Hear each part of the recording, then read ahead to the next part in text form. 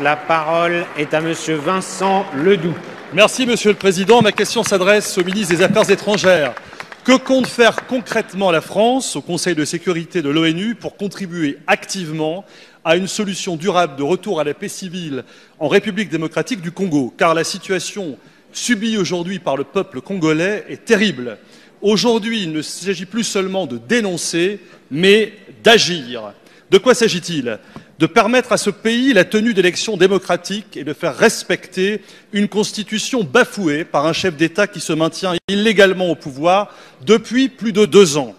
De faire advenir un État qui protège son peuple plutôt que de le museler, l'emprisonner ou l'assassiner.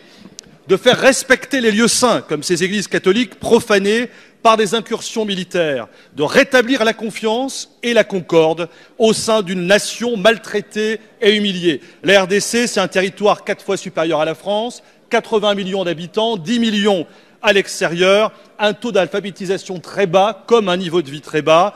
Cruel paradoxe pour ce territoire qui regorge d'innombrables ressources minières et minérales. Face à cette maltraitance d'État, la France, avec les Nations Unies et l'Union africaine, doivent protéger ce peuple vulnérable et faire raison à ses droits, une gouvernance démocratique, des élections libres, une économie inclusive. Au moment où nous réfléchissons sur l'asile et l'immigration, il serait bon de régler au plus vite cette situation qui, si elle devait malheureusement perdurer, déstabiliserait cette partie de la région des Grands Lacs et renforcerait de ce fait les flux massifs de migration vers l'Europe et la France.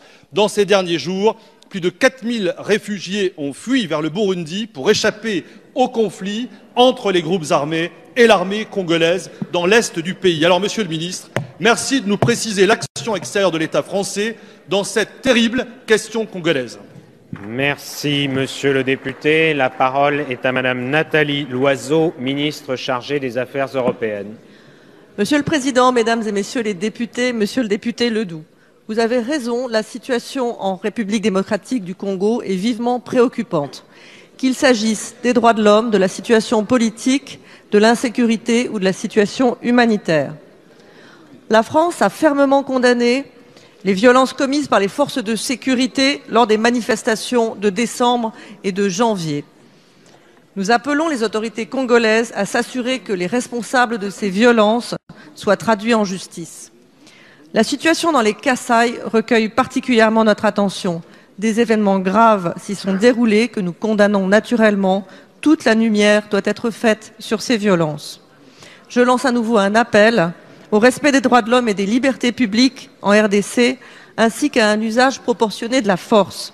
La France demande à toutes les parties prenantes de s'abstenir de tout recours à la violence. L'Union européenne a d'ailleurs adopté des sanctions individuelles en raison des violations des droits de l'homme en RDC. Vous avez raison, des élections transparentes permettant une alternance pacifique et démocratique sont plus que jamais indispensables.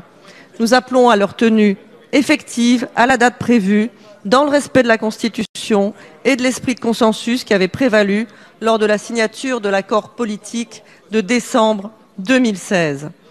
Nous travaillons avec nos partenaires, en particulier avec l'Union africaine et les pays de la région. Nous soutenons l'action de la mission des Nations Unies en RDC, la MONUSCO, qui paye un lourd tribut pour la protection des populations civiles. La France a par ailleurs augmenté son aide humanitaire à la RDC, qui a atteint l'année dernière 2,4 millions d'euros. Merci, Madame la Ministre.